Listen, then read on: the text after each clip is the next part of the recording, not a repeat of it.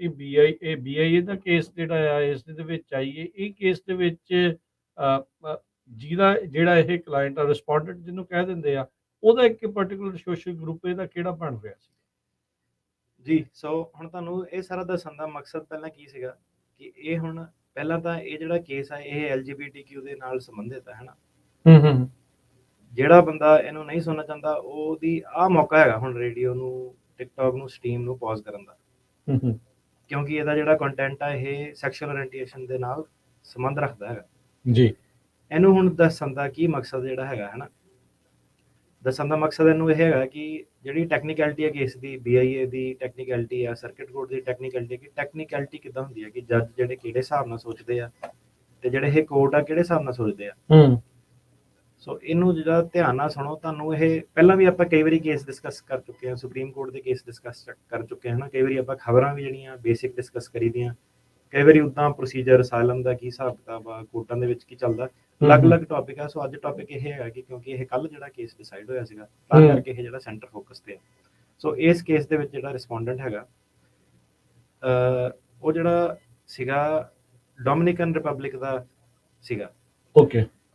ਤੇ as a child ਇਹ ਕਹਿੰਦਾ ਕਿ ਇਹਦੇ ਫਾਦਰ ਨੇ ਇਹਨੂੰ ਅਬਿਊਜ਼ ਕੀਤਾ ਸੀਗਾ। ਸੋ ਅਬਿਊਜ਼ ਦਾ ਮਤਲਬ ਕੀ ਹੈਗਾ ਕਿ ਇਹਨੂੰ ਕੁੱਟਦਾ ਮਾਰਦਾ ਸੀਗਾ, ਥੋੜਾ ਸਟ੍ਰਿਕਟਲੀ ਟ੍ਰੀਟ ਕਰਦਾ ਸੀਗਾ। ਉਹ ਕਹਿੰਦਾ ਸੀਗਾ ਕਿ ਤੂੰ ਮੁੰਡਾ ਹੋ ਕੇ ਤੇਰੀ ਕੁੜੀਆਂ ਵਰਗੀਆਂ ਹਰਕਤਾਂ ਜਿਹੜੀਆਂ ਹੈਗੀਆਂ ਹਨਾ। ਇਹ ਕਹਿੰਦਾ ਕਿ ਇਹਨੂੰ ਬੜੀ ਯੰਗ ਏਜ ਦੇ ਵਿੱਚ ਪਤਾ ਸੀਗਾ ਕਿ ਇਹ ਗੇ ਆ ਬੰਦਾ। ਤੇ ਪਰ ਜਿਹੜਾ ਫਾਦਰ ਸੀਗਾ ਕਾਫੀ ਉਹਨੂੰ ਹਾਰਡ ਟ੍ਰੀਟਮੈਂਟ ਜਿਹੜੀ ਦਿੰਦਾ ਸੀਗਾ, ਉਹਨੂੰ ਲੱਗਦਾ ਸੀਗਾ ਕਿ ਇਹਦਾ ਮੈਂ ਸੁਧਾਰ ਕਰ ਦੇਣਾ। ਤੇ ਉਹਨੂੰ ਕਹਿੰਦਾ ਕੁੱਟਦਾ ਮਾਰਦਾ ਵੀ ਸੀਗਾ। ਤੇ ਹੁਣ ਇਸ ਕੇਸ ਦੇ ਵਿੱਚ ਕੀ ਸੀਗਾ ਕਿ ਸਿਰਫ ਆਹ ਕੇਸ ਸੀਗਾ ਉਹਦਾ, ਇੰਨੀ ਕਿ ਜਿਹੜੀ ਚੀਜ਼ ਸੀਗੀ ਹਨਾ। ਠੀਕ ਹੈ। ਇਹ ਚੀਜ਼ ਆ ਗਈ ਕਿ ਇਹ ਚੀਜ਼ ਦੇ ਵਿੱਚ ਹੁਣ ਉਹਦਾ ਅਸਾਈਲਮ ਅਪਰੂਵ ਹੋ ਸਕਦਾ ਕਿ ਨਹੀਂ ਹੋ ਸਕਦਾ ਹਨਾ। ਕਿ ਤੁਹਾਡੇ ਘਰੇ ਤੁਹਾਡੇ ਨਾਲ ਕੋਈ ਧੱਕਾ ਕੀਤਾ, ਤੁਹਾਡੇ ਫੈਮਿਲੀ ਮੈਂਬਰ ਨੇ ਕਿਸੇ ਵੀ ਚੀਜ਼ ਕਰਕੇ, ਇਸ ਕੇਸ ਦੇ ਵਿੱਚ ਓਰੀਐਂਟੇਸ਼ਨ ਸਾਡੇ ਜਿਹੜੇ ਹੁਣ ਇੰਡੀਆ ਤੋਂ ਪੰਜਾਬ ਤੋਂ ਕੇਸ ਆਉਂਦੇ ਆ, ਉਹਨਾਂ ਦੇ ਵਿੱਚ ਡੋਮੈਸਟਿਕ ਵਾਇਲੈਂਸ ਇੱਕ ਵਾਰੀ ਕਾਫੀ ਹੁੰਦੀ ਆ ਕਿ ਫੀਮੇਲ ਨੂੰ ਉਹਦੇ ਹਸਬੈਂਡ ਨੇ ਤੇ ਉਹਦੇ ਖੁਦ ਦੇ ਘਰਦਿਆਂ ਨੇ ਕਿੱਦਾਂ ਟ੍ਰੀਟ ਕੀਤਾ, ਕਿ ਕੁੜੀਆਂ ਨੂੰ ਰੋਟੀ ਪਾਉਣ ਲਾਤਾ, ਮੁੰਡਿਆਂ ਨੂੰ ਡਿਫਰੈਂਟ ਟ੍ਰੀਟਮੈਂਟ ਦਿੱਤੀ। ਉਹ ਚੀਜ਼ ਦਾ ਜਿਹੜਾ ਇੱਕ ਪਰਟੀਕੂਲਰ ਸੋਸ਼ਲ ਗਰੁੱਪ ਦਾ ਕੇਸ ਬਣਦਾ ਹੈ ਨਾ। ਹੁਣ ਇੰਨੀ ਛੋਟੀ ਜੀ ਇਹਨੂੰ ਤੁਸੀਂ ਕਹਿ ਸਕਦੇ ਕਿ ਲੈ ਇਹ ਤਾਂ ਪਿਓ ਦੀ ਮਰਜ਼ੀ ਆ, ਕਿੱਦਾਂ ਮਰਜ਼ੀ ਉਹਨੂੰ ਸਟ੍ਰਿਕਟ ਟ੍ਰੀਟ ਕਰੇ ਜਾਂ ਕਿੱਦਾਂ ਕਰੇ ਹਨਾ। ਸੋਸ਼ਲ ਗਰੁੱਪ, ਸਮਾਜਿਕ ਮੁੱਦੇ, ਕਿਹੜੇ ਸਮਾਜਿਕ ਮੁੱਦੇ ਜਿਹੜੇ ਹੈਗੇ ਅਮਰੀਕੀ ਸਰਕਾਰ ਨੇ ਪ੍ਰੋਟੈਕਟ ਕਰਨੇ ਆ, ਉਹਨਾਂ ਨੂੰ ਤੁਹਾਡੇ ਸਬਜੈਕਟਿਵ ਓਪੀਨੀਅਨ ਨਾਲ, ਤੁਹਾਡੇ ਧਾਰਮਿਕ ਵਿਚਾਰਾਂ ਨਾਲ ਕੋਈ ਲੈਣਾ ਦੇਣਾ। ਉਹਨੇ ਹਰੇਕ ਚੀਜ਼ ਨੂੰ ਪ੍ਰੋਟੈਕਟ ਕਰਨਾ ਵਾ, ਭਾਵੇਂ ਜਿਹੜਾ ਮਰਜ਼ੀ ਬੰਦਾ ਜਿਹੜੀ ਮਰਜ਼ੀ ਸਾਈਡ ਤੋਂ ਧੱਕਾ ਕਰਦਾ ਹੋਵੇ। ਠੀਕ ਹੈ ਜੀ। ਸੋ ਇਸ ਕੇਸ ਦੇ ਵਿੱਚ ਇਹਨੇ ਬਿਆਨ ਲਗਾਏ ਸੀਗੇ ਆਪਣੇ ਭਰਾ ਦੇ ਤੇ ਆਪਣੇ ਅੰਕਲ ਦੇ। ਤੇ ਇਹ ਕਹਿੰਦਾ ਕਿ ਇਹਨੇ ਆਪਣਾ ਜਿਹੜਾ ਹੋਮ ਟਾਊਨ ਸੀਗਾ ਉਹ ਛੱਡਤਾ ਜਦੋਂ ਇਹ 17 ਸਾਲ ਦਾ ਸੀਗਾ। ਤੇ ਅਮਰੀਕਾ ਇਹ 2007 ਚ ਆਇਆ ਸੀਗਾ। ਤੇ ਜਦੋਂ ਇਹ ਅਮਰੀਕਾ ਆ ਗਿਆ ਤੇ ਉਸ ਤੋਂ ਬਾਅਦ, ਕਿਉਂਕਿ ਇਹਦੇ ਹੁਣ ਮੁੱਦਾ ਇਹ ਸੀਗਾ ਕਿ ਇਹਦੇ ਫਾਦਰ ਨੂੰ ਪਤਾ ਵੀ ਨਹੀਂ ਸੀਗਾ ਕਿ ਇਹ ਗੇ ਆ। ਉਹ ਬਸ ਇਹਨੂੰ ਜਿੱਦਾਂ ਸਟ੍ਰਿਕਟ ਟ੍ਰੀਟਮੈਂਟ ਕਰਦਾ ਸੀਗਾ ਕਿ ਤੇਰੀਆਂ ਕੁੜੀਆਂ ਵਰਗੀਆਂ ਹਰਕਤਾਂ, ਤੂੰ ਮੁੰਡਿਆਂ ਵਰਗੇ ਕੰਮ ਕਰ, ਬਸ ਇੰਨੀ ਗੱਲ ਸੀ, ਸਿਰਫ ਇੰਨੀ ਗੱਲ ਸੀਗੀ। ਤੇ ਇਹਨੇ ਅਮਰੀਕਾ ਆਉਣ ਤੋਂ ਬਾਅਦ ਹੁਣ ਆਹ ਚੀਜ਼ ਦਾ ਜਿਹੜਾ ਇਹਦਾ ਅਸਾਈਲਮ ਸੀਗਾ। ਠੀਕ ਹੈ। ਠੀਕ ਹੈ। ਸੋ ਇਹਦੇ ਵਿੱਚ ਦੇਖੋ, ਨਾ ਕਿਸੇ ਪਾਰਟੀ ਤੇ ਗਿਆ, ਨਾ ਕੋਈ ਰੈਲੀਆਂ ਤੇ ਗਿਆ, ਨਾ ਉਹਨੇ ਕੁਛ, ਘਰੇ ਹੀ ਹੋਇਆ ਜੋ ਹੋਇਆ, ਘਰੇ ਹੋਇਆ ਜੋ ਹੋਇਆ। ਉਹ ਵੀ ਜਿਹੜਾ ਇੱਕ ਪਿਓ ਆਪਣੇ ਵੱਲੋਂ ਕਹਿ ਰਿਹਾ ਕਿ ਇਹਨੂੰ ਮੈਂ ਸੂਤ ਕਰਨਾ ਹੈ ਨਾ, ਉਹਦਾ ਕੰਮ ਸੀਗਾ। ਤਾਂ ਜਿਹੜਾ ਜਦੋਂ ਇਹ ਅਮਰੀਕਾ ਆ ਗਿਆ, ਹਾਂਜੀ, ਇਹਦੇ ਅਮਰੀਕਾ ਆਉਣ ਤੋਂ ਬਾਅਦ ਇਹਦੀ ਮਦਰ ਨੇ ਜਿਹੜੀ ਪਿੱਛੇ ਸੀਗੀ, ਉਹਨੇ ਦੱਸਿਆ ਇਹਦੇ ਬਾਪੂ ਨੂੰ ਕਿ ਇਹ ਸੀਗਾ ਗੇ ਸੀਗਾ। ਤੇ ਫਾਦਰ ਜਿਹੜਾ ਸੀਗਾ, ਉਸ ਤੋਂ ਬਾਅਦ ਉਹਦੀ ਆਪਣੀ ਜਿਹੜੀ ਵਾਈਫ ਸੀਗੀ ਉੱਤੇ ਕਾਫੀ ਭੜਕਿਆ, ਉਹਨੇ ਉਹਨੂੰ ਵੀ ਕੁੱਟਿਆ ਮਾਰਿਆ। ਇਹ ਮਦਰ ਦੇ ਐਫੀਡੇਵਿਟ ਚ ਸੀਗਾ ਕਿ ਉਹ ਗੁੱਸੇ ਚ ਕਾਫੀ ਆ ਗਿਆ ਸੀਗਾ। ਹੁਣ ਇਹ 2007 ਚ ਆਇਆ ਬੰਦਾ ਜੀ। ਇਹ ਬੰਦੇ ਨੇ 2014 ਤੱਕ ਕੇਸ ਵੀ ਨਹੀਂ ਲਾਇਆ। ਹੁਣ ਇਹਦਾ ਉਹ ਵੀ ਮੁੱਦਾ ਪੈ ਗਿਆ। 7 ਸਾਲ ਵੇਟ ਵੀ 7 ਸਾਲ 8 ਸਾਲ ਵੇਟ ਕਰ ਲਈ। ਹੁਣ ਇਹਨੂੰ ਤੁਸੀਂ ਜੇ ਕਿਸੇ ਨੂੰ ਦੱਸੋ, ਉਹਨੇ ਕਹਿਣਾ ਲੈ ਬਈ ਤੇਰਾ ਤਾਂ ਜਿਹੜਾ ਕੇਸ ਆ ਉਹ ਫੇਲ ਹੋਇਆ ਵੀ ਕੋਰਟ ਦੇ ਮੂਹਰੇ, ਜੱਜ ਨੇ ਕੇਸ ਫੇਲ ਵੀ ਕੀਤਾ। ਤੇ ਇੱਕ ਉਹਦਾ ਇਹ ਸੀਗਾ ਕਿ ਤੂੰ ਸਾਲ ਦੇ ਵਿੱਚ ਕੇਸ ਨਹੀਂ ਲਾਇਆ। ਟੈਕਨੀਕੈਲਿਟੀ ਆ ਗਈ। ਹੁਣ 2013 ਦੇ ਵਿੱਚ ਇਹਨੂੰ HIV ਪੋਜ਼ਿਟਿਵ ਨਿਕਲਿਆ। HIV ਪੋਜ਼ਿਟਿਵ ਜਿਹਨੂੰ ਏਡਸ ਕਹਿ ਦਿੰਦੇ ਆਪਾਂ ਇੰਡੀਆ।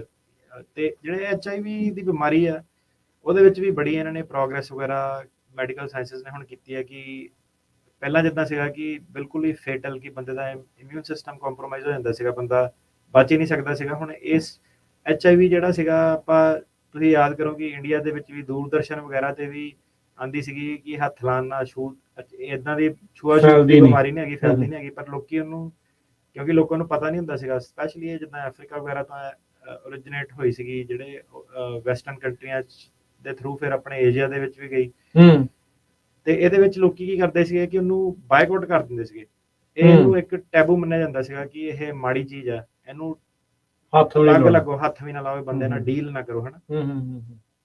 ਹੁਣ ਮੁੱਦਾ ਇਹ ਉੱਠਿਆ ਕਿ ਇਹ ਨਹੀਂ ਕਿ ਐਕਚੁਅਲ ਦੇ ਵਿੱਚ ਵੈਸਟਰਨ ਸੋਸਾਇਟੀ ਦੇ ਵਿੱਚ HIV ਬੜੇ ਬੰਦੇ ਨਾਲ ਕਿੱਦਾਂ ਟ੍ਰੀਟਮੈਂਟ ਹੁੰਦੀ ਹੈ। ਹੁਣ ਮੁੱਦਾ ਇਹ ਆ ਗਿਆ ਕਿ ਜਿਹੜੇ ਸਮਾਜ ਤੋਂ ਤੁਸੀਂ ਆਨੇ ਆ, ਉੱਥੇ ਇੱਕ ਜਿਹੜਾ ਬੰਦਾ ਬਿਮਾਰ ਆ, ਉਹਨੂੰ ਸੋਸਾਇਟੀ ਕਿੱਦਾਂ ਟ੍ਰੀਟ ਕਰਦੀ ਆ, ਉਹਦੇ ਬਾਰੇ ਕੀ ਓਪੀਨੀਅਨ ਬਣਾਉਂਦੀ ਆ, ਕੀ ਖਿਆਲਾਤ ਬਣਾਉਂਦੀ ਆ, ਤੇ ਉਹਨੂੰ ਸੈਪਰੇਟ ਕਰਦੇ ਆ, ਸੈਗਰੀਗੇਟ ਕਰਦੇ ਆ, ਧੱਕਾ ਕਰਦੇ ਆ, ਉਹਨਾਂ ਕਿ ਨਹੀਂ ਕਰਦੇ ਆ। ਠੀਕ ਹੈ।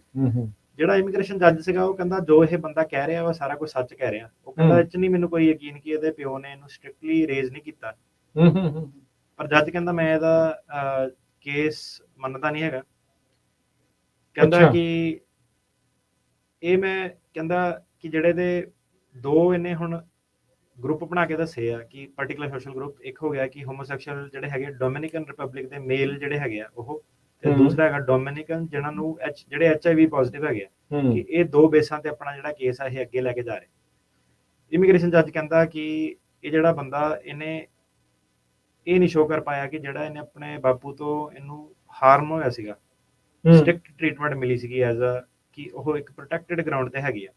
ਓਕੇ। ਉਹਦਾ ਕਹਿੰਦਾ ਰੀਜ਼ਨ ਇਹ ਹੈਗਾ ਕਿ ਕਹਿੰਦਾ ਇਹਦੇ ਤਾਂ ਬਾਪੂ ਨੂੰ ਪਤਾ ਹੀ ਨਹੀਂ ਸੀਗਾ ਕਿ ਇਹ ਗੇ ਆ। ਅੱਛਾ। ਕਹਿੰਦਾ ਕਿਉਂਕਿ ਉਹਨੂੰ ਪਤਾ ਹੀ ਨਹੀਂ ਸੀਗਾ, ਉਹ ਜਿਹੜਾ ਇਹਨਾਂ ਧੱਕਾ ਕਰਦਾ ਸੀਗਾ ਉਹ ਇਸ ਕਰਕੇ ਨਹੀਂ ਕਰਦਾ ਸੀਗਾ ਕਿ ਇਹ ਗੇ ਆ, ਉਹ ਇਸ ਕਰਕੇ ਇਹਨਾਂ ਧੱਕਾ ਕਰਦਾ ਸੀਗਾ ਕਿ ਇਹਨੂੰ ਲੱਗਦਾ ਸੀਗਾ ਕਿ ਇਹ ਜਿਹੜਾ ਮੁੰਡਾ ਵਾ ਇਹ ਬੜਾ ਫੈਮਿਨਿਨ ਹੈਗਾ। ਅੱਛਾ, ਕੁੜੀਆਂ ਵਰਗਾ ਉਹਨੂੰ ਸੂਤ ਕਰਨ ਦੀ ਕੋਸ਼ਿਸ਼ ਕਰਦਾ ਸੀਗਾ। ਤੇ ਉਹ ਕਹਿੰਦਾ ਕਿ ਕਿਉਂਕਿ ਇਹਦੇ ਬਾਪੂ ਨੂੰ ਪਤਾ ਨਹੀਂ ਸੀਗਾ ਤਾਂ ਕਰਕੇ ਇਹ ਪ੍ਰੋਟੈਕਟਡ ਗਰਾਊਂਡ ਦੇ ਵਿੱਚ ਨਹੀਂ ਆਉਂਦਾ। ਓਕੇ। ਸੋ ਜੱਜ ਨੇ ਆਪਣੀ ਜਿਹੜੀ ਰੀਜ਼ਨਿੰਗ, ਬੇਸਿਕਲੀ ਵੀ ਉਹਨੇ ਜਾਣਬੁੱਝ ਕੇ ਨਹੀਂ, ਉਸ ਬੇਸ ਤੇ ਨਹੀਂ ਉਹਨੂੰ ਕੁੱਟਮਾਰ ਕੀਤੀ। ਉਹ ਕਹਿੰਦਾ ਕੁੱਟਮਾਰ ਕੀਤੀ ਹੈ, ਸਾਰਾ ਕੁਝ ਮੰਨਦੇ ਹੋਇਆ ਵਾ, ਪਰ ਉਸ ਗਰਾਊਂਡ ਤੇ ਨਹੀਂ ਹੋਇਆ ਤੇਰੇ ਨਾਲ ਧੱਕਾ। ਗਰਾਊਂਡ ਸੀ ਵੀ ਉਹ ਡਿਸਕ੍ਰਿਮੀਨੇਸ਼ਨ ਉਸ ਹਿਸਾਬ ਦੇ ਨਾਲ ਨਹੀਂ ਤੇਰੇ ਨਾਲ ਹੋਈ, ਵੀ ਉਹਨੂੰ ਪਤਾ ਹੋਣ ਤੇ ਵੀ ਤੂੰ ਇਸ ਗਰੁੱਪ ਚੋਂ ਆ ਤਾਂ ਆਇਆ। ਠੀਕ ਹੈ। ਤੇ ਕਹਿੰਦਾ ਫਿਰ ਇਹਦੇ ਕਰਕੇ ਕਹਿੰਦਾ ਜਿਹੜੀ ਤੇਰੀ ਸਰਕਾਰ ਵੀ ਹੈਗੀ ਆ, ਸਰਕਾਰ ਕੋ ਵੀ ਜੇ ਤੂੰ ਕਹਿੰਦਾ ਪੁਲਿਸ ਕੋ ਤੂੰ ਗਿਆ ਹੀ ਨਹੀਂ, ਕਿਸੇ ਦੀ ਤੂੰ ਸਹਾਇਤਾ ਹੀ ਨਹੀਂ ਲਈ, ਤੇ ਸਰਕਾਰ ਨੂੰ ਵੀ ਤੂੰ ਮੌਕਾ ਨਹੀਂ ਦਿੱਤਾ ਕਿ ਇਸ ਗਰਾਊਂਡ ਤੇ ਤੈਨੂੰ ਉਹ ਬਚਾ ਸਕਣ ਜਾਂ ਨਾ ਬਚਾ ਸਕਣ। ਕਿ ਮਤਲਬ ਆਹ ਵਾਲੀ ਗਰਾਊਂਡ ਤੇ ਤੂੰ ਇਹ ਨਹੀਂ ਸ਼ੋਅ ਕਰ ਪਾਇਆ ਕਿ ਤੈਨੂੰ ਉਹ ਅਨਵਿਲਿੰਗ ਜਾਂ ਅਨਏਬਲ ਟੂ ਪ੍ਰੋਟੈਕਟ ਸੀਗੇ, ਕਿਉਂਕਿ ਤੇਰਾ ਜੋ ਵੀ ਹੋਇਆ ਘਰੇ ਹੀ ਹੋਇਆ, ਉਹਦਾ ਤਾਂ ਤੂੰ ਉਹਨਾਂ ਨੂੰ ਵੀ ਨਹੀਂ ਦੱਸਿਆ, ਤੇ ਤੇਰੇ ਨਾਲ ਧੱਕਾ ਹੋਇਆ ਜਾਂ ਤੂੰ ਜਿਹੜੇ ਬਿਆਨ ਦਿੱਤੇ ਆ ਉਹ ਤੂੰ ਸਹੀ ਦਿੱਤੇ ਆ, ਪਰ ਜਿਹੜਾ ਤੇਰੀ ਪ੍ਰੋਟੈਕਟਡ ਗਰਾਊਂਡ ਦੀ ਜਿਹੜੀ ਡੈਫੀਨੇਸ਼ਨ ਆ ਟੈਕਨੀਕੈਲਿਟੀ ਕਰਕੇ ਜਿਹੜੀ ਮੀਟ ਨਹੀਂ ਹੁੰਦੀ। ਤੇ ਕਹਿੰਦਾ ਤੂੰ ਡੋਮਿਨਿਕਨ ਰਿਪਬਲਿਕ ਦੇ ਵਿੱਚ ਆਪਣੇ ਫਾਦਰ ਤੋਂ ਇਲਾਵਾ ਹੋਰ ਕਿਸੇ ਨੂੰ ਤਾਂ ਕਹਿੰਦਾ ਵੈਸੇ ਵੀ ਪਤਾ ਹੀ ਨਹੀਂ ਲੱਗ ਸਕਦਾ ਕਿ ਤੈਨੂੰ HIV ਪੋਜ਼ਿਟਿਵ ਆ ਜਾਂ ਗੇ ਆ। ਕਹਿੰਦਾ ਤੇ ਇਸ ਕਰਕੇ ਕਹਿੰਦਾ ਤਾਂ ਤੇਰਾ ਜਿਹੜਾ ਕੇਸ ਆ ਉਹ ਜੱਜ ਨੇ ਡਿਨਾਈ ਕਰ ਦਿੱਤਾ। ਸੋ ਪਾਸਟ ਪਰਸੀਕਿਊਸ਼ਨ ਦੇ ਉੱਤੇ ਫਿਰ ਮਤਲਬ ਬੇਸਿਕਲੀ ਆ ਗਿਆ ਵੀ ਜਿਹੜਾ ਪਿੱਛੇ ਤੇਰੇ ਨਾਲ ਧੱਕਾ ਇਹ ਕਹਿ ਕੇ ਇਸ ਆਧਾਰ ਤੇ ਨਹੀਂ ਹੋਇਆ, ਮਤਲਬ ਟੈਕਨੀਕੈਲਿਟੀ ਕਰਕੇ ਨਹੀਂ ਹੋਇਆ, ਟੈਕਨੀਕੈਲਿਟੀ ਦੇ ਕਰਕੇ ਜਿਹੜਾ ਉਹ ਨਹੀਂ ਹੋਇਆ। ਸੋ ਫਿਰ ਇਹਦੇ ਹੋਰ ਲੀਗਲ ਇਸ਼ੂਜ਼ ਕੀ ਆਏ ਫਿਰ, ਜਿਹੜੇ ਜੱਜ ਜਿਨ੍ਹਾਂ ਨੇ ਫੈਸਲਾ ਲਿਆ ਇਸ ਕੇਸ ਦੇ ਉੱਤੇ, ਉਹਨਾਂ ਉੱਤੇ ਉਹਨਾਂ ਦੀ ਕੀ ਰਾਏ ਸੀ, ਉਹਨਾਂ ਨੇ ਡਿਸਾਈਡ ਕਿੱਦਾਂ ਕੀਤਾ? ਫਿਰ ਇਹ 'ਚ ਜੀ 3 ਜਿਹੜੇ ਮੇਨ ਇਸ਼ੂ ਸੀਗੇ। ਪਹਿਲਾ ਇਸ਼ੂ ਸੀਗਾ ਕਿ 1 ਈਅਰ ਬਾਰ, ਠੀਕ ਹੈ, ਕਿ ਜੁਲਾਈ 2014 ਚ ਤੁਸੀਂ ਜਿਹੜਾ ਕੇਸ ਉਹ ਫਾਈਲ ਕੀਤਾ। ਸੋ ਉਹਦੀ ਟਾਈਮਲਾਈਨ ਸੀਗੀ 7 ਚ ਆਇਆ ਸੀਗਾ, ਤੇ ਮਈ 2013 ਚ ਇਹਨੂੰ ਏਡਸ ਹੋਈ, ਤੇ ਜੁਲਾਈ 2014 ਚ ਇਹਨੇ ਜਿਹੜਾ ਕੇਸ ਉਹ ਫਾਈਲ ਕੀਤਾ ਕਿ 1 ਈਅਰ ਡੈਡਲਾਈਨ ਮੀਟ ਨਹੀਂ ਇਹਦੀ ਹੋਈ ਸੀਗੀ। ਦੂਸਰਾ ਜਿਹੜਾ ਆਪਾਂ ਡਿਸਕਸ ਕੀਤਾ ਸੀਗਾ ਕਿ ਜਿਹੜੀ ਪਾਸਟ ਪਰਸੀਕਿਊਸ਼ਨ ਹੈ ਕਿ ਧੱਕਾ ਤੇਰੇ ਨਾਲ ਹੋਇਆ, ਪਰ ਪ੍ਰੋਟੈਕਟਡ ਗਰਾਊਂਡ ਕਰਕੇ ਨਹੀਂ ਤੇਰੇ ਨਾਲ ਧੱਕਾ ਹੋਇਆ, ਸਿਰਫ ਧੱਕਾ ਹੋਇਆ। ਤੇ ਤੀਸਰਾ ਸੀਗਾ ਕਿ ਜਿਹੜੀ ਸਰਕਾਰ ਆ ਅਨਵਿਲਿੰਗ ਆ, ਅਨਏਬਲ ਟੂ ਪ੍ਰੋਟੈਕਟ, ਕਿ ਤੂੰ ਸਰਕਾਰ ਨੂੰ ਮੌਕਾ ਨਹੀਂ ਦਿੱਤਾ, ਕਿ ਸਰਕਾਰ ਨੂੰ ਪਤਾ ਹੀ ਨਹੀਂ ਸੀਗਾ ਵੀ ਤੈਨੂੰ ਬਚਾ ਸਕਣ, ਤੇ ਸਰਕਾਰ ਕੋ ਤੂੰ ਗਿਆ ਹੀ ਨਹੀਂ, ਪਹਿਲੀ ਗੱਲ ਤਾਂ ਹੈ ਨਾ। ਤੇ ਚੌਥਾ ਉਹਨੇ ਜੱਜ ਨੇ ਰੀਜ਼ਨ ਦਿੱਤਾ ਹੈ ਕਿ ਜਿਹੜੀ ਫਿਊਚਰ ਪਰਸੀਕਿਊਸ਼ਨ ਹੈਗੀ, ਕਿ ਜਿਹੜਾ ਤੇਰਾ ਫਿਊਚਰ ਪਰਸੀਕਿਊਸ਼ਨ ਵੀ ਜਿਹੜਾ ਤੇਰਾ ਧੱਕਾ ਹੋਣਾ ਵਾ, ਉਹ ਵੀ ਨਹੀਂ ਤੂੰ ਸ਼ੋਅ ਕਰ ਸਕਦਾ ਕਿ ਉਹਨਾਂ ਤੇਰੇ ਨਾਲ ਪ੍ਰੋਟੈਕਟਡ ਗਰਾਊਂਡ ਤੇ ਕਰਕੇ ਤੇਰੇ ਨਾਲ ਜਿਹੜਾ ਧੱਕਾ ਹੋਣਾ। ਸੋ ਜੱਜ ਦੀ ਹੁਣ ਇਹਦੇ ਵਿੱਚ ਰੀਜ਼ਨਿੰਗ ਚਾਰੋਂ ਟੌਪਿਕ ਤੇ ਆਪਾਂ ਜਿਹੜੀ ਡਿਸਕਸ ਕਰਾਂਗੇ ਕਿ ਕੀ ਜੱਜ ਨੇ ਰੀਜ਼ਨਿੰਗ ਜਿਹੜੀ ਦਿੱਤੀ ਸੀਗੀ। ਜੱਜ ਕਹਿੰਦਾ ਕਿ ਜਿਹੜੀ ਤੇਰੀ HIV ਪੋਜ਼ਿਟਿਵ ਡਾਇਗਨੋਸਿਸ ਹੈਗਾ, ਉਹਨੂੰ ਆਪਾਂ ਮੰਨ ਲੈਂਦੇ ਕਿ ਉਹ ਇੱਕ ਚੇਂਜ ਸਰਕਮਸਟੈਂਸਿਸ ਹੈਗੇ, ਜਿੱਦਾਂ ਆਪਾਂ ਇਹਦੇ ਉੱਤੇ ਸ਼ੋਅ ਵੀ ਕੀਤਾ ਸੀਗਾ ਕਿ ਚੇਂਜ ਕੰਟਰੀ ਕੰਡੀਸ਼ਨਸ ਜਾਂ ਚੇਂਜ ਸਰਕਮਸਟੈਂਸਿਸ, ਜਾਂ ਤੁਹਾਡੇ ਨਾਲ ਕੋਈ ਇਦਾਂ ਦੀ ਚੀਜ਼ ਹੋ ਗਈ ਜਿਹੜੀ ਐਕਸਟਰਾਆਰਡੀਨਰੀ ਸਰਕਮਸਟੈਂਸਿਸ ਹੈਗੇ ਜਿਨ੍ਹਾਂ ਨੇ ਤੁਹਾਨੂੰ ਜਿਹਦੇ ਕਰਕੇ ਤੁਸੀਂ ਸਾਲ ਦੇ ਵਿੱਚ ਕੇਸ ਫਾਈਲ ਨਹੀਂ ਕਰ ਪਾਏ। ਹਾਂਜੀ। ਜਿੱਦਾਂ ਮੰਨ ਲਓ ਕਿਸੇ ਨੇ ਕੇਸ ਨਹੀਂ ਫਾਈਲ ਕੀਤਾ ਸੀਗਾ, ਪਰ ਕਿਸਾਨੀ ਅੰਦੋਲਨ ਆ ਗਿਆ, ਉਹਨੇ ਉਹ 'ਚ ਪਾਰਟਿਸਿਪੇਟ ਕੀਤਾ। ਉਹ ਕਹਿੰਦਾ ਕਿ ਹੁਣ ਮੇਰੇ ਜਿਹੜੇ ਦੇਸ਼ ਦੇ ਹਾਲਾਤ ਆ, ਚੇਂਜ ਸਰਕਮਸਟੈਂਸ ਹੋ ਗਏ, ਚੇਂਜ ਕੰਟਰੀ ਕੰਡੀਸ਼ਨਸ ਹੋ ਗਏ। ਜਾਂ ਕੋਈ ਕਈ ਵਾਰੀ ਇਹ ਸ਼ੋ ਕਰ ਦਿੰਦਾ ਕਿ ਉਹਦਾ ਐਕਸੀਡੈਂਟ ਹੋ ਗਿਆ ਸੀ ਜਾਂ ਉਹ ਜੇਲ੍ਹ 'ਚ ਸੀਗਾ, ਕਿ ਜਿਹਦੇ ਕਰਕੇ ਉਹ 1 ਸਾਲ ਦੀ ਡੈਡਲਾਈਨ ਮੀਟ ਨਹੀਂ ਕਰ ਪਾਇਆ, ਹਨਾ, ਜਾਂ ਉਹਦੇ ਵਕੀਲ ਨੇ ਗਲਤੀ ਕਰਤੀ। ਜਦੋਂ ਤੁਸੀਂ ਸ਼ੋਅ ਕਰ ਦੋ ਕਿ ਕੋਈ ਏਦਾਂ ਦਾ ਰੀਜ਼ਨ ਸੀਗਾ ਜਿਹੜੇ ਤੁਹਾਡੇ ਕਾਬੂ ਤੋਂ ਬਾਹਰ ਸੀਗਾ, ਤਾਂ ਫਿਰ ਤੁਹਾਡੀ ਜਿਹੜੀ 1 ਈਅਰ ਡੈਡਲਾਈਨ ਆ, ਉਹ ਤੋਂ ਤੁਹਾਨੂੰ ਐਗਜ਼ੈਂਪਸ਼ਨ ਮਿਲ ਜਾਂਦੀ ਹੈ। ਠੀਕ ਹੈ। ਪਰ ਜੱਜ ਕੀ ਕਹਿੰਦਾ, ਕਿ ਕਹਿੰਦਾ ਤੈਨੂੰ ਜਦੋਂ ਮਈ ਜੂਨ ਦੇ ਵਿੱਚ 2013 ਦੇ ਵਿੱਚ ਹੋਇਆ ਏਡਸ, ਜੇ ਆਪਾਂ ਮੰਨ ਵੀ ਲਈਏ ਤੇਰੀ ਗੱਲ, ਪਰ ਤੂੰ ਜੁਲਾਈ 2014 ਚ ਕੀਤਾ, ਉਹ 1 ਸਾਲ ਤੋਂ ਵੱਧ ਬਾਹਰ ਜਾ ਕੇ ਜਿਹੜੀ ਚੀਜ਼ ਹੈਗੀ ਆ, 14 ਮਹੀਨੇ ਹੋ ਜਾਂਦੇ। ਤੂੰ ਇਹ ਨਹੀਂ ਸ਼ੋ ਕਰ ਪਾਇਆ ਕਿ ਤੂੰ 1 ਸਾਲ ਤੋਂ ਜ਼ਿਆਦਾ ਕਿਉਂ ਕੱਟਿਆ, ਉਸ ਤੋਂ ਬਾਅਦ ਫਿਰ ਤੂੰ 1 ਸਾਲ ਦੇ ਅੰਦਰ ਕਿਉਂ ਨਹੀਂ ਕੀਤਾ। ਕਿ ਮੰਨ ਲਾ ਜੇ ਤੇਰੀ ਰੀਸੈਟ ਵੀ ਕੀਤੀ ਜਾਵੇ, ਪਰ ਤਾਂ ਵੀ ਜਿਹੜਾ ਤੇਰਾ ਡਾਇਗਨੋਸਿਸ ਸੀਗਾ ਉਹ ਮਈ ਚ ਆਇਆ, ਹਨਾ, ਕਿਉਂਕਿ ਹੁਣ ਇਹ ਤਾਂ ਸਾਰੇ ਮੈਡੀਕਲ ਡਾਕੂਮੈਂਟਸ ਵਗੈਰਾ ਅਮਰੀਕਾ ਦੇ ਹੋ ਗਏ, ਆਬਵੀਅਸਲੀ ਸਾਰਾ ਔਨ ਰੈਕੋਰਡ ਹੋਊਗਾ ਕਦੋਂ ਉਹਦਾ ਡਾਇਗਨੋਸ ਹੋਇਆ, ਕਦੋਂ ਹੋਇਆ, ਹਨਾ। ਤੇ ਸਾਲ ਤੋਂ ਬਾਅਦ ਇਹਨੇ ਜ਼ਿਆਦਾ ਟਾਈਮ ਜਿਹੜਾ ਲਾਤਾ ਸੀਗਾ। ਸੋ ਉਸ ਕਰਕੇ ਜੱਜ ਨੇ ਕਿਹਾ ਕਿ ਪਹਿਲੀ ਗੱਲ ਤਾਂ ਇਹਦੀ 1 ਈਅਰ ਡੈਡਲਾਈਨ ਜਿਹੜੀ ਮੀਟ ਨਹੀਂ ਹੁੰਦੀ ਹੈ। ਠੀਕ ਹੈ, ਉੱਥੇ ਨਾ ਹੋ ਗਈ। ਹਾਂਜੀ। ਹੁਣ ਪ੍ਰੋਟੈਕਟਿਡ ਗਰਾਊਂਡ ਦੇ ਵਿੱਚ ਜੱਜ ਨੇ ਕਿਹਾ ਕਿ ਫਾਦਰ ਨੂੰ ਤੂੰ ਦੱਸਿਆ ਨਹੀਂ ਕਦੀ, ਠੀਕ ਹੈ, ਤੇ ਇਸ ਕਰਕੇ ਫਾਦਰ ਨੂੰ ਪਤਾ ਨਹੀਂ ਸੀਗਾ। ਹੁਣ ਜਿਹੜਾ BIA ਆ, BIA ਕਹਿੰਦਾ ਕਿ ਠੀਕ ਹੈ, ਜੱਜ ਸਾਹਿਬ ਦੀ ਗੱਲ ਵੀ ਮੰਨ ਲਿੱਤੀ ਜਾਵੇ, ਠੀਕ ਹੈ, ਪਰ ਜਿਹੜਾ ਜੱਜ ਦਾ ਐਨਾਲਿਸਿਸ ਸੀਗਾ ਉਹ ਰੋਂਗ ਸੀਗਾ, ਕਿ ਜੱਜ ਨੇ ਜਿਹੜਾ ਡਿਸੀਜਨ ਦਿੱਤਾ। ਸੋ ਟੈਕਨੀਕਲਿਟੀ ਹੁਣ ਦੇਖੋ ਕਿੱਥੇ ਤੱਕ ਜਾਂਦੀ ਆ, ਕਿ ਉਹ ਕਹਿੰਦਾ ਆਪਾਂ ਇਹ ਨਹੀਂ ਕਹਿ ਰਹੇ ਕਿ ਬੰਦਾ ਗਲਤ ਕਹਿ ਰਿਹਾ ਜਾਂ ਜੱਜ ਗਲਤ ਕਹਿ ਰਿਹਾ, ਜੱਜ ਵੀ ਆਪਣੀ ਜਗ੍ਹਾ ਸਹੀ ਆ, ਪਰ ਜੱਜ ਦਾ ਜਿਹੜਾ ਐਨਾਲਿਸਿਸ ਆ, ਮਤਲਬ ਜਿਹੜਾ ਉਹਨੇ ਇੰਨੀ ਡੂੰਘਾਈ 'ਚ ਨਹੀਂ ਗਿਆ, ਉਹਨੇ ਇਹ ਨਹੀਂ ਐਨਾਲਾਈਜ਼ ਕੀਤਾ ਕਿ ਜਿਹੜਾ ਇਹਦਾ ਫਾਦਰ ਸੀਗਾ ਉਹਦਾ ਮੋਟਿਵ ਕੀ ਸੀਗਾ। ਠੀਕ ਆ, ਉਹਨੇ ਫੈਮਿਨਿਨ ਹੋ ਕੇ ਬੰਦਾ ਕੁੜੀਆਂ ਵਰਗਾ ਸੀਗਾ ਤਾਂ ਉਹਨੂੰ ਕੁੱਟਿਆ, ਪਰ ਫਾਦਰ ਦਾ ਮੋਟਿਵ ਕੀ ਸੀਗਾ, ਤੁਸੀਂ ਇਹ ਨਹੀਂ ਜਾਣਨ ਦੀ ਕੋਸ਼ਿਸ਼ ਕੀਤੀ ਕਿ ਫਾਦਰ ਕਿਉਂ ਉਹਨੂੰ ਕੁੱਟਦਾ ਸੀਗਾ, ਕੀ ਉਹਦੇ ਮਨ 'ਚ ਇਹ ਡਰ ਸੀਗਾ ਕਿ ਇਹ ਬੰਦਾ ਗੇ ਨਾ ਬਣ ਜਾਵੇ। ਉਹਦੀ ਫਾਦਰ ਦੀ ਸੋਚ ਦੀ ਗੱਲ ਮੈਂ ਕਰ ਰਿਹਾ, ਹਨਾ।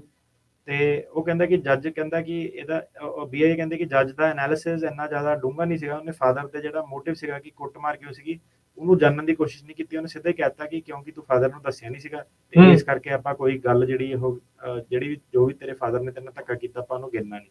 ਓਕੇ, ਠੀਕ ਹੈ। ਉਹ ਕਹਿੰਦਾ ਕਿ ਜਿਹੜਾ ਮੋਟਿਵ ਆ ਇਸ ਕੇਸ ਦੇ ਵਿੱਚ ਬੜਾ ਜ਼ਰੂਰੀ ਆ, ਭਾਵੇਂ ਬੰਦੇ ਨੇ ਦੱਸਿਆ ਸੀਗਾ, ਭਾਵੇਂ ਬੰਦੇ ਨੇ ਨਹੀਂ ਦੱਸਿਆ ਸੀਗਾ, ਵੀ ਉਹਦਾ ਪਿਓ ਕੀ ਸੋਚਦਾ ਪਿਆ ਸੀ, ਕੀ ਸੋਚਦਾ ਹੈਗਾ, ਕਿ ਹੋ ਸਕਦਾ ਕਿ ਪਿਓ ਇਸੇ ਕਰਕੇ ਕੁੱਟਦਾ ਹੋਵੇ, ਵੀ ਕਿਤੇ ਇਹ ਨਾ ਬਣ ਜਾਏ। ਇਹ ਕਹਿੰਦੇ ਕਿ ਤੂੰ ਠੀਕ ਆ, ਭਾਵੇਂ ਉਹਨੇ ਦੱਸਿਆ ਨਹੀਂ, ਪਰ ਤੈਨੂੰ ਕਿੱਦਾਂ ਪਤਾ ਕਿ ਜਦ ਤੇਰਾ ਪਿਓ ਉਸ ਕਰਕੇ ਕੁੱਟਦਾ ਨਹੀਂ। ਸੋ ਟੈਕਨੀਕਲਿਟੀ ਤੇ ਆ ਗਿਆ, ਕਿੱਥੇ ਕਿੰਨੀ ਡੂੰਘਾਈ ਤੱਕ ਜਿਹੜੀ ਉਹ ਜਾਇਆ ਜਾਂਦਾ। ਸੋ ਇਹ ਹੁਣ ਜਿਹੜੀ ਮੈਂ ਗੱਲ ਕਰਨਾ ਸੀ ਕਿ ਪਾਰਟਿਕੂਲਰ ਸੋਸ਼ਲ ਗਰੁੱਪ ਵਾਲੇ ਕੇਸ ਆ ਕਿ ਕਿਉਂ ਨਹੀਂ ਲੋਕੀ ਫੜਦੇ ਆ, ਕਿਉਂਕਿ ਇਹ ਹੁਣ ਆ ਗਿਆ ਟੈਕਨੀਕੈਲਿਟੀ। ਪਰ ਇਹ ਕੇਸਿਸ ਵਧੀਆ, ਇੰਟਰਸਟਿੰਗ ਆ, ਜੱਜ ਵੀ ਸੁਣਦੇ ਆ, ਵਕੀਲ ਨੂੰ ਵੀ ਕੰਮ ਕਰਕੇ ਇਹਨਾਂ ਕੇਸਾਂ ਤੇ ਆਉਂਦਾ, ਕਿਉਂਕਿ ਇਹੀ ਜਿਹੜੀ ਇੱਕ ਚੀਜ਼ ਆ, ਕਈ ਵਾਰੀ ਹੁਣ ਆਮ ਬੰਦਾ ਜਿੱਦਾਂ ਕਹਿੰਦਾ ਕਿ ਨਾ, ਇਹ ਜਿਹੜਾ ਬਹਿਸ ਵਾਲਾ ਜਿਹੜਾ ਪਹਿਲੂ ਹੈਗਾ ਕਿ ਜਿਹਦੇ ਵਾਸਤੇ ਵਕੀਲ ਕੋਰਟ ਦੇ ਵਿੱਚ ਗਏ ਆ, ਸਾਰਾ ਗਿਆ। ਸੋ ਇਹਦੀ ਸਾਰੀ ਦੀ ਬਿਊਟੀ ਇੱਥੇ ਤੁਹਾਨੂੰ ਦਿਖ ਜਾਂਦੀ ਹੈ ਕਿ ਉਹੀ ਜਿਹੜੀ ਛੋਟੀ ਜਿਹੀ ਚੀਜ਼ ਹੈ ਕਿ ਉਹਨੂੰ ਡਿਫਰੈਂਟ ਐਂਗਲ ਤੋਂ ਤੁਸੀਂ ਕਿੱਦਾਂ ਆਪਣੀ ਆਰਗੂਮੈਂਟ ਨੂੰ ਪੇਸ਼ ਕਰਨਾ ਹੈ ਨਾ। ਤੇ ਉਹਨੂੰ ਏਦਾਂ ਨਹੀਂ ਕਿ ਕੋਰਟ ਦੇ ਵਿੱਚ ਬਾਰ-ਬਾਰ ਸੇਮ ਚੀਜ਼ ਬੋਲੀ ਜਾਣੀ, ਬਹਿਸੀ ਜਾਣਾ। ਤੇ ਉਹਨੂੰ ਜੱਜ ਕਈ ਵਾਰੀ ਇਹੀ ਕਹਿੰਦਾ ਕਿ ਤੂੰ ਮੇਰੇ ਸਵਾਲ ਦਾ ਜਵਾਬ ਨਹੀਂ ਦਿੱਤਾ, ਇਹ ਮੇਰਾ ਸਵਾਲ ਨਹੀਂ ਸੀਗਾ, ਹਨਾ।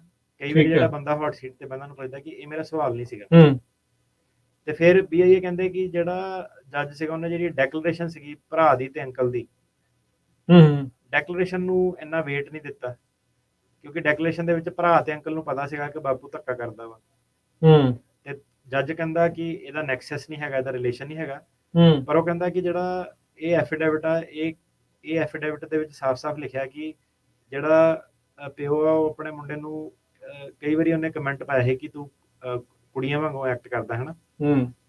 ਸੋ ਉਹ ਕਹਿੰਦਾ ਕਿ ਕੰਟਰੀ ਕੰਡੀਸ਼ਨਸ ਜਿਹੜੇ ਦੇਸ਼ ਦੇ ਹੈਗਾ ਕਿ ਜਦੋਂ ਤੁਸੀਂ ਕਿਸੇ ਬੰਦੇ ਨੂੰ ਏਦਾਂ ਕਹਿੰਦੇ ਆ ਕਿ ਤੂੰ ਮਰਦ ਨਹੀਂ ਹੈਗਾ, ਉਹਦਾ ਜਿਹੜਾ ਇੰਪਲੀਕੇਸ਼ਨ ਹੈਗਾ ਉਹ ਬਹੁਤ ਜ਼ਿਆਦਾ ਵਾਈਡਰ ਹੋ ਸਕਦਾ। ਇਹਨੂੰ ਜੱਜ ਨੇ ਜਿਹੜਾ ਐਨਾਲਾਈਜ਼ ਨਹੀਂ ਕੀਤਾ, ਇਸ ਲਈ ਜਿਹੜਾ ਕੇਸ ਆ ਇਸ ਚੀਜ਼ ਕਰਕੇ ਵੀ ਆਪਾਂ ਰਿਮਾਂਡ ਥੱਲੇ ਵਾਪਸ ਕਰਾਂਗੇ ਕਿ ਜਿਹੜਾ ਜੱਜ ਆ ਉਹ ਇਹਦੀ ਮੈਂਬਰਸ਼ਿਪ ਕਿ ਇਹਨੂੰ ਦੁਬਾਰਾ ਐਨਾਲਾਈਜ਼ ਕਰੇ ਕਿ ਫਾਦਰ ਦਾ ਜਿਹੜਾ ਮੋਟਿਵ ਕੀ ਸੀਗਾ। ਤੇ ਹੁਣ ਕੀ ਆ ਕਿ ਮੁੱਦਾ ਇਹ ਆ ਗਿਆ ਕਿ ਜਿਹੜੀ ਪ੍ਰੋਟੈਕਟਿਡ ਗਰਾਊਂਡ ਆ, ਹਾਂਜੀ, ਕੀ ਉਹ ਇੱਕ ਸੈਂਟਰਲ ਰੀਜ਼ਨ ਸੀਗਾ ਇਹਦੇ ਨਾਲ ਧੱਕਾ ਹੋਣ ਦਾ। ਸੋ ਕੋਰਟ ਕਹਿੰਦਾ ਕਿ ਸਾਨੂੰ ਲੱਗਦਾ ਕਿ ਆਪਾਂ ਇਹ ਨਹੀਂ ਫੈਸਲਾ ਕਰ ਰਹੇ ਕਿ ਫੈਸਲਾ ਸਹੀ ਕੀਤਾ ਜਾਂ ਗਲਤ ਕੀਤਾ, ਆਪਾਂ ਇਹ ਫੈਸਲਾ ਕਰ ਰਹੇ ਹਾਂ ਕਿ ਜੱਜ ਨੇ ਪੂਰਾ ਹੋਮਵਰਕ ਨਹੀਂ ਕੀਤਾ, ਉਹ ਇੰਨੀ ਡੂੰਘਾਈ 'ਚ ਨਹੀਂ ਗਿਆ, ਉਹਨੇ ਆਹ ਵਾਲਾ ਐਂਗਲ ਨਹੀਂ ਐਕਸਪਲੋਰ ਕੀਤਾ ਕਿ ਬਾਪੂ ਕਿਹੜੇ ਹਿਸਾਬ ਨਾਲ ਸੋਚਦਾ ਸੀ। ਹੁਣ ਇਹਨੂੰ ਤੁਸੀਂ ਲਿੰਕ ਕਰੋ ਜਿਹੜੀ ਚੀਜ਼ ਤੁਹਾਨੂੰ ਦੱਸੀ ਸੀਗੀ ਕਿ ਬੰਦਾ ਧਾਰਮਿਕ ਸੀਗਾ ਜਾਂ ਨਹੀਂ ਸੀਗਾ, ਬੰਦਾ ਪਾਰਟੀ ਜੁਆਇਨ ਕੀਤੀ ਕਿ ਨਹੀਂ ਜੁਆਇਨ ਕੀਤੀ, ਸਾਨੂੰ ਉਹਨਾਂ ਘੱਟ ਲੈਣਾ ਦੇਣਾ। ਸੋ ਆਪਾਂ ਜੱਜ ਨੂੰ ਇਹ ਕਿ ਤੈਨੂੰ ਉਹ ਚੀਜ਼ ਦਾ ਘੱਟ ਲੈਣਾ ਦੇਣਾ, ਤੈਨੂੰ ਉਹਨਾਂ ਲੈਣਾ ਦੇਣਾ ਕਿ ਜਿਹੜਾ ਇਹਦਾ ਦੁਸ਼ਮਣ ਆ ਉਹ ਕੀ ਸੋਚਦਾ ਉਹ ਕੀ ਸੋਚ ਰਿਹਾ ਹੈ। ਹਾਂ, ਸੋ ਸਾਰਾ ਜ਼ੋਰ ਜਿਹੜਾ ਕੇਸ ਦਾ ਉੱਤੇ ਨਹੀਂ ਕਿ ਮੈਂ ਕੀ ਕੀਤਾ, ਮੈਂ ਕੀ ਗਤੀਵਿਧੀ ਕੀਤੀ, ਮੈਂ ਕੀ ਉਹ ਕੀਤਾ। ਕਈ ਵਾਰੀ ਉਹ ਬੰਦਿਆਂ ਨੂੰ ਉਲਝਾ ਲੈਂਦੇ ਆ ਹਨਾ। ਸੋ ਐਂਡ ਦੇ ਵਿੱਚ ਜਿੱਦਾਂ ਕਈ ਵਾਰੀ ਹੁਣ ਸਾਡੀ ਵੀਡੀਓ 'ਚ ਦੇਖੋ ਕਹਿੰਦੇ ਐਂਡ 'ਚ ਬੜੀ ਬਹਿਸ ਹੋਈ ਇਹਨਾਂ ਦੀ, ਐਂਡ 'ਚ ਬੜੀ ਬਹਿਸ ਹੋਈ। ਸੋ ਐਂਡ 'ਚ ਬਹਿਸ ਕੀ ਹੈ ਕਿ ਜੱਜ ਜਦੋਂ ਉਲਝ ਜਾਂਦੇ ਉਹਦੇ ਉੱਤੇ, ਫਿਰ ਜੱਜ ਦੱਸਦਾ ਕਿ ਨਹੀਂ ਮੇਰਾ ਆਹ ਵਿਚਾਰ ਆ ਕਿ ਮੈਂ ਆਹ ਕੇਸ ਡਿਨਾਈ ਕਰਨਾ। ਫਿਰ ਤੁਸੀਂ ਉਹਨਾਂ ਨਾਲ ਗੱਲ ਕਰਦੇ ਕਿ ਨਹੀਂ ਆਹ ਕੇਸ ਵਾ ਤੂੰ ਇਸ ਚੀਜ਼ ਕਰਕੇ ਡਿਨਾਈ ਨਹੀਂ ਕਰ ਸਕਦਾ ਹੈਗਾ, ਤੈਨੂੰ ਇਹਨਾਂ ਨਹੀਂ ਮਤਲਬ ਹੋਣਾ ਚਾਹੀਦਾ, ਤੂੰ ਆਹ ਚੀਜ਼ ਤੋਂ ਜਾ ਫੋਕਸ ਉੱਥੇ ਕਰ। ਫਿਰ ਸਰਕਾਰੀ ਵਕੀਲ ਦੀ ਵਾਰੀ ਆਉਂਦੀ, ਸਰਕਾਰੀ ਵਕੀਲ ਆਪਣਾ ਕੇਸ ਲਾਅ ਦੱਸੂਗਾ ਕਿ ਏਦਾਂ ਤੂੰ ਆ ਪਾਸ ਪ੍ਰੋਸੀਕਿਊਸ਼ਨ ਨਹੀਂ ਹੋਈ, ਇਹ ਰੀਲੋਕੇਟ ਕਰ ਸਕਦਾ। ਸੋ ਜਿਹੜੀ ਤੁਹਾਡੀ ਮੁੱਦਿਆਂ ਦੀ ਜਿਹੜੀ ਬੈਂਸ ਜਿਹੜੀ ਹੁੰਦੀ ਆ ਉਹ ਟੈਕਨੀਕੈਲਿਟੀ ਤੇ, ਕਿਉਂਕਿ ਜੱਜ ਹੁਣ ਇੱਕ ਬੜਾ ਪੜ੍ਹਿਆ ਲਿਖਿਆ ਬੜਾ ਇੰਟੈਲੀਜੈਂਟ ਵਿਅਕਤੀ ਆ, ਉਹ ਹਜ਼ਾਰਾਂ ਕੇਸ ਜਿਹੜੇ ਉਹ ਸੁਣਦੇ ਆ। ਉਹ ਕੋਈ ਏਦਾਂ ਨਹੀਂ ਉਹਨੂੰ ਜਾ ਕੇ ਤੁਸੀਂ ਕੁਝ ਵੀ ਕਹਿ ਦੇਣਾ ਉਹਨੇ ਤੁਹਾਡੀ ਗੱਲ ਸੁਣ ਲੈਣੀ ਹੈ ਕਿ ਹੱਥ ਜੋੜ ਕੇ ਉਹਦੇ ਅੱਗੇ ਤਾਂ ਉਹਨੇ ਗੱਲ ਸੁਣ ਲੈਣੀ ਹੈ। ਉਹ ਟੈਕਨੀਕੈਲਿਟੀ ਕਰਕੇ ਪਰਸੂਏਡ ਹੁੰਦੇ ਆ, ਤੇ ਜੇ ਨਹੀਂ ਪਰਸੂਏਡ ਹੁੰਦੇ ਆ ਤੇ ਵਕੀਲ ਦਾ ਫਿਰ ਫਰਜ਼ ਇਹ ਬਣਦਾ ਕਿ ਜਿਹੜਾ ਤੁਹਾਡਾ ਕੇਸ ਆ ਉਹਦੇ ਵਿੱਚ ਸਮੱਗਰੀ ਇੰਨੀ ਕੁ ਪਾਣੀ, ਜੇ ਕੇਸ ਫੇਲ ਹੁੰਦੇ ਕੇਸ 'ਚ ਸਮੱਗਰੀ ਇਦਾਂ ਦੀ ਪਾਣੀ ਆਰਗੂਮੈਂਟ ਰਾਹੀਂ ਕਿ ਜਿੱਦਾਂ ਹੁਣ BIA ਆ ਉਹਨੇ ਇਹੀ ਕਿਹਾ ਕਿ ਇਹ ਜੱਜ ਨੇ ਇੰਨੇ ਐਨਾਲਿਸਿਸ 'ਚ ਨਹੀਂ ਗਿਆ, ਡੂੰਘਾਈ 'ਚ ਨਹੀਂ ਗਏ ਵੀ ਦੂਜਾ ਪਾਸਾ ਕੀ ਸੋਚਦਾ ਪਿਆ। ਸੋ ਜਿਹੜਾ ਬੰਦਾ ਕੇਸ ਇੱਕ ਫੇਲ ਹੁੰਦਾ ਵਾ ਹਨਾ, ਸੋ ਪਹਿਲੀ ਗੱਲ ਤਾਂ ਫੇਲ ਨਾ ਹੋਵੇ ਹਨਾ, ਜੇ ਕੰਮ ਚੰਗੀ ਤਰ੍ਹਾਂ ਹੋਇਆ ਤਾਂ ਨਹੀਂ ਫੇਲ ਹੋਊਗਾ। ਬਾਇਸ ਕਈ ਵਾਰੀ ਜੱਜ ਆ ਜਾਂਦਾ ਜਾਂ ਸਟ੍ਰਿਕਟ ਜੱਜ ਆ ਜਾਂਦਾ ਜਾਂ ਬੰਦੇ ਕੋਲ ਕੋਈ ਗਲਤੀ ਹੋ ਜਾਂਦੀ ਆ। ਸੋ ਦੂਸਰਾ ਇਹਦਾ ਪਹਿਲੂ ਇਹ ਹੁੰਦਾ ਕਿ ਤੁਸੀਂ ਜਿਹੜਾ ਕੇਸ ਆ ਫੇਲ ਹੋਏ ਦੇ ਵਿੱਚ ਵੀ ਦੋ ਲੈਵਲ ਆ ਗਏ। ਇੱਕ ਕੇਸ ਤਾਂ ਦਿੰਦਾ ਕਿ ਅਪੀਲ ਤੇ ਵੀ ਉਹਦੇ ਜਿੱਤਣ ਦਾ ਕੋਈ ਚਾਂਸ ਨਹੀਂ, ਮਤਲਬ ਬੰਦਾ ਸੁਪਰ ਬੁਰੀ ਤਰ੍ਹਾਂ ਹੀ ਫੇਲ ਹੋ ਗਿਆ। ਇੱਕ ਤੁਹਾਡਾ ਪਹਿਲੂ ਇਹ ਆ ਗਿਆ ਕਿ ਕੇਸ ਤੁਹਾਡਾ ਫੇਲ ਹੋਇਆ ਪਰ ਉਹਦੇ ਵਿੱਚ ਇਦਾਂ ਦੀ ਸਮੱਗਰੀ ਸੀਗੀ, ਲੀਗਲ ਆਰਗੂਮੈਂਟ ਸੀਗੇ ਜਿਹੜੇ ਕਿ BIA ਉਹਨੂੰ ਡਿਫਰੈਂਟ ਲਾਈਟ 'ਚ ਦੇ ਸਕਦਾ ਕਿ ਜੱਜ ਨੇ ਸਹੀ ਨਹੀਂ ਕੀਤਾ, ਇਹ ਡਿਫਰੈਂਟ ਆਧਾਰ ਡਿਫਰੈਂਟ ਐਂਗਲ ਤੋਂ ਦੇਖਿਆ ਜਾ ਸਕਦਾ ਕਿ ਕਈ ਕੇਸ ਜਿਹੜੇ ਉਹ ਬਚ ਸਕਦੇ ਹੁੰਦੇ ਆ। ਸੋ ਇਹ ਹੈ ਕਿ ਕਈ ਵਾਰੀ ਤੁਹਾਨੂੰ ਪਤਾ ਹੁੰਦਾ ਕਿ ਇਹ ਕੋਰਟ ਦੇ ਵਿੱਚ ਮੰਨ ਲਓ ਹੁਣ ਪੋਰਟਲੈਂਡ ਦੇ ਵਿੱਚ ਬੰਦਾ ਫਸ ਗਿਆ, ਠੀਕ ਹੈ, ਉਹਦੇ ਨਾਲ ਆਲਮੋਸਟ ਸੈੱਟ ਹੋ ਗਿਆ ਕਿ ਇਹਨਾਂ ਬੰਦੇ ਨਾਲ ਧੱਕਾ ਹੋਣਾ ਹੁਣ। ਸੋ ਉਹਦੇ ਵਿੱਚ ਤੁਹਾਡਾ ਜ਼ੋਰ ਉਹ ਜੱਜ ਮੋਰੇ ਤੁਹਾਨੂੰ ਪਤਾ ਨਹੀਂ ਜਿੱਤ ਸਕਦੇ ਤੁਸੀਂ, ਕਈ ਜਾਂਦੀ 1% 2% 5% 10% ਰੇਟਿੰਗ ਹੈ ਹਨਾ, ਤੇ ਫਿਰ ਤੁਹਾਡਾ ਉਹਦੇ ਵਿੱਚ ਇਹ ਹੁੰਦਾ ਕਿ ਇਹ ਉੱਪਰ ਜਾ ਕੇ ਹੀ ਜਿੱਤ ਜਿਹੜੀ ਉਹ ਹੋਣੀ ਹੈ। ਕਈ ਵਾਰੀ ਬੰਦਾ ਇਦਾਂ ਦੇ ਹਾਲਾਤਾਂ ਦੇ ਵਿੱਚ ਵੀ ਫਸ ਜਾਂਦਾ ਕਿ ਉਹਦਾ ਕੇਸ ਨਹੀਂ ਟ੍ਰਾਂਸਫਰ ਕੀਤਾ ਜਾਂਦਾ। ਤੇ ਫਿਰ ਇਹਦੇ ਵਿੱਚ ਜਿਹੜਾ ਪਹਿਲੂ ਸੀਗਾ ਕਿ ਅਨਵਿਲਿੰਗ ਅਨਏਬਲ ਟੂ ਪ੍ਰੋਟੈਕਟ ਜਿਹੜਾ ਸਰਕਾਰ ਦਾ, ਇਹ ਜਿਹੜੀ ਮੇਨ ਹੁਣ ਜਿਹੜੀ ਚੀਜ਼ ਆ BIA ਨੇ ਡਿਸਾਈਡ ਕੀਤੀ ਜਿਹੜੇ ਸਾਡੇ ਕੇਸਾਂ ਨੂੰ ਬਹੁਤ ਜ਼ਿਆਦਾ ਫਾਇਦਾ ਕਰੂਗੀ, ਉਹ ਸੀਗੀ ਕਿ ਉਹ ਕਹਿੰਦਾ ਕਿ ਜੱਜ ਨੇ ਇਹ ਕਿਹਾ ਕਿ ਇਹਨੇ ਪੁਲਿਸ ਨੂੰ ਇਨਫੋਰਮ ਨਹੀਂ ਕੀਤਾ ਤੇ ਤਾਂ ਕਰਕੇ ਇਹ ਕੇਸ ਇਹਦਾ ਫੇਲ ਹੋ ਜਾਂਦਾ। BIA ਕਹਿੰਦੀ ਕਿ ਜਿਹੜਾ ਇਹ ਰਿਸਪੋਂਡੈਂਟ ਸੀਗਾ ਇਹਨੇ ਟੈਸਟੀਫਾਈ ਕੀਤਾ ਕਿ ਮੈਂ ਜੇ ਪੁਲਿਸ ਨੂੰ ਰਿਸਪੌਂਡ ਕਰਦਾ ਤੇ ਉਹਦਾ ਕੋਈ ਫਾਇਦਾ ਨਹੀਂ ਹੋਣਾ ਸੀਗਾ, ਕਿਉਂਕਿ ਉਹ ਮੈਨੂੰ ਘਰ ਨਹੀਂ ਦੇ ਸਕਦੇ ਸੀ, ਮੈਨੂੰ ਸਕੂਲਿੰਗ ਨਹੀਂ ਭੇਜ ਸਕਦੇ ਸੀ, ਕਿਉਂਕਿ ਐਂਡ ਆਫ ਦਾ ਡੇ ਇੱਕ ਮੈਂ ਬੱਚਾ ਸੀਗਾ, ਵਾਪਸ ਮੈਂ ਆਪਣੇ ਉਹੀ ਘਰ ਜਾਣਾ ਸੀਗਾ ਜਿੱਥੇ ਮੇਰਾ ਪਿਓ। ਕਹਿੰਦਾ ਜੇ ਮੈਂ ਪੁਲਿਸ ਨੂੰ ਦੱਸ ਵੀ ਦੇਵਾਂ, ਕਹਿੰਦਾ ਰਹਿਣਾ ਤਾਂ ਮੈਂ ਉਸੇ ਘਰ ਜਾ ਕੇ ਆ, ਹੁਣ ਮੇਰੀ ਕਹਿੰਦਾ ਕਿਸੇ ਨੇ ਟੇਕ ਕੇਅਰ ਥੋੜਾ ਕਰਨੀ ਸੀ। ਫਿਰ ਕਹਿੰਦਾ ਉਹਨੇ ਮੈਨੂੰ ਹੋਰ ਕੁੱਟਣਾ ਸੀਗਾ। ਸੋ BIA ਕਹਿੰਦੀ ਕਿ ਤੁਹਾਨੂੰ ਇਸ ਲਾਈਨ ਤੇ ਵੀ ਹੋਰ ਜਿਹੜੀ ਇਨਕੁਆਇਰੀ ਕਰਨੀ ਪੈਣੀ ਆ ਕੇਸਾਂ ਦੇ ਵਿੱਚ। ਅੱਛਾ ਜੀ, ਜੇ ਬੰਦਾ ਕਹਿ ਰਿਹਾ ਕਿ ਮੈਂ ਨਹੀਂ, ਮੈਨੂੰ ਜਾਣ ਦਾ ਕੋਈ ਫਾਇਦਾ ਨਹੀਂ ਹੋਣਾ ਸੀਗਾ, ਤੁਸੀਂ ਉਹਦੀ ਗੱਲ ਸੁਣੋ ਕਿ ਕਿਉਂ ਨਹੀਂ ਫਾਇਦਾ ਹੋਣਾ ਸੀਗਾ। ਸਾਡੇ ਕਿਸੇ ਤੁਹਾਨੂੰ ਪਾਰਟੀ ਵਾਲਿਆਂ ਨੇ ਕਿਹਾ, ਤੁਸੀਂ ਕਿਸੇ ਹੋਰ ਨਾਲ ਧੱਕਾ ਹੁੰਦਾ ਦੇਖਿਆ, ਤੁਸੀਂ ਉਹ ਜਿਹੜੇ ਸਰਕਾਰ ਹੈਗੀ ਕਿ ਤੁਸੀਂ ਆਪਣੇ ਦੁਸ਼ਮਣ ਨਾਲ ਘੁੰਮਦੀ ਹੋਈ ਦੇਖੀ ਆ, ਕਿ ਤੁਸੀਂ ਪਹਿਲਾਂ ਇੱਕ ਵਾਰੀ ਉਹਨਾਂ ਕੋਲ ਗਏ ਸੀ, ਉਹਨਾਂ ਨੇ ਤੁਹਾਨੂੰ ਕੁਝ ਕਿਹਾ।